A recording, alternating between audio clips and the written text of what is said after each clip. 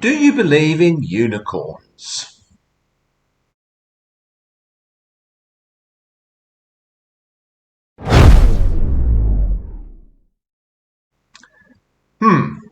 If you're a King James version of the Bible onlyist, then I guess the answer has to be yes.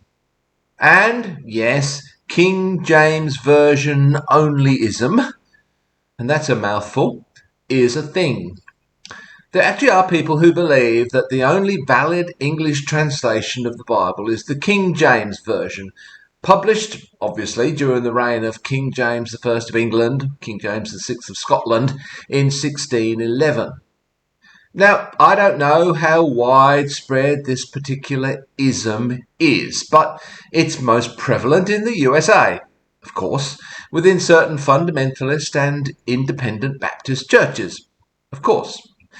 It's in line with their general antiquarianism.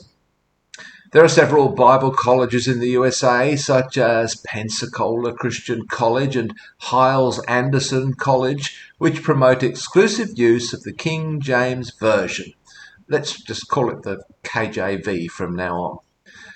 Pensacola Christian College was founded in Florida, but it's spread its tentacles. Oops, was that a bit judgmental?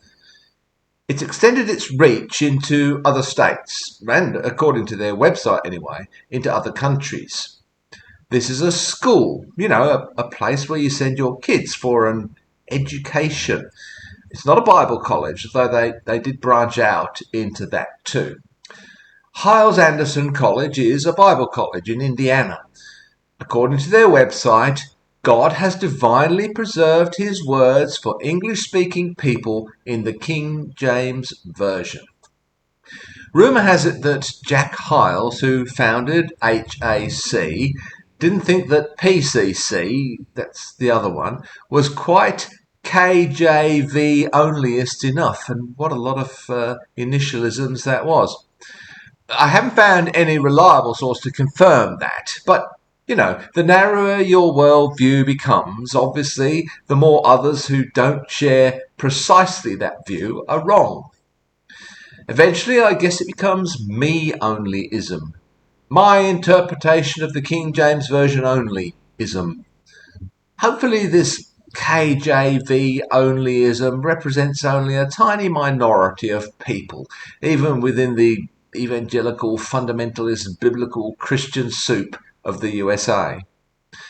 But if you happen to fall into that minority, then yes, you believe in unicorns. There are several passages in the KJV that translate the word re'em as unicorn.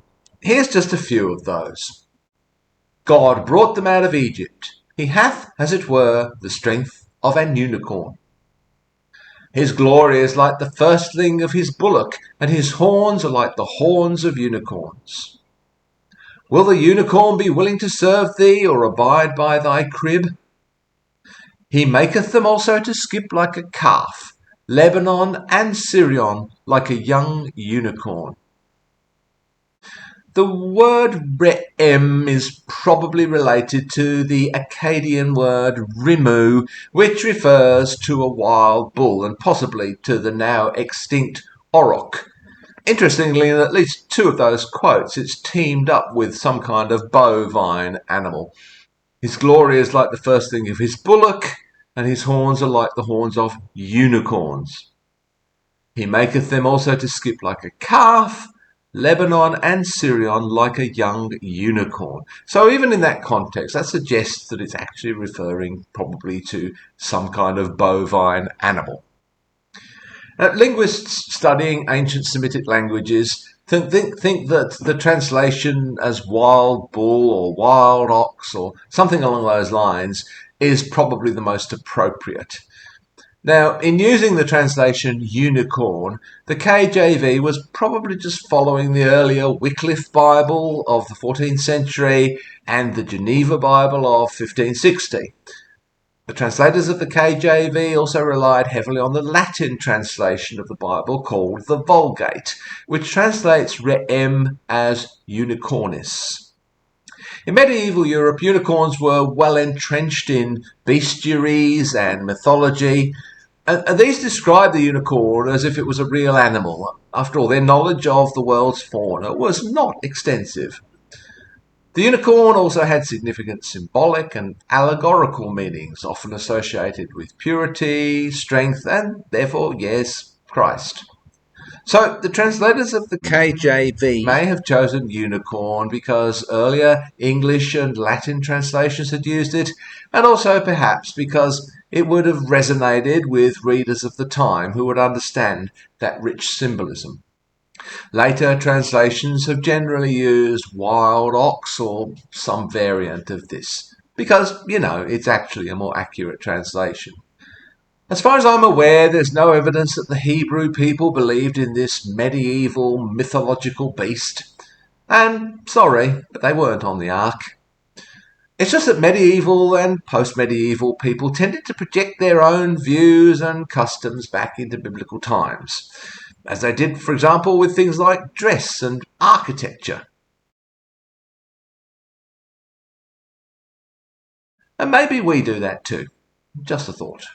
If you're not a KJV onlyist, even if you are a biblical fundamentalist and or a literalist, you're not obliged to believe in unicorns. Dragons probably, but not unicorns. That would just be silly. However, if you are a KJV onlyist, you might be interested in taking the course Care of Magical Creatures at Hogwarts. Actually, you can learn about dragons there too.